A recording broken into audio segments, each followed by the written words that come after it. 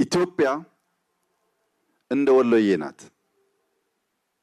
ወሎዬ በፍቅር ሲመጡበት አርሂቡ ብሎ እጁን ዘርግቶ በፈገግታ መቀበል ይችላል።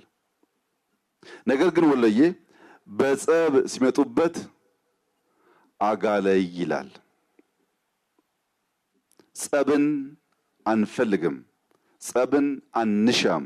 ጸብ ከልማት ጸብ ከብልጽግና ያስተጓጉላል፣ ጉዟችንን ያራዝማል። ምንፈልገው እንደወሎዬ በፍቅር የመጣውን አርሂቡ ብለን እጃችን ዘርግተን ስቀን በፈገግታ መቀበል ማጉረስ ነው።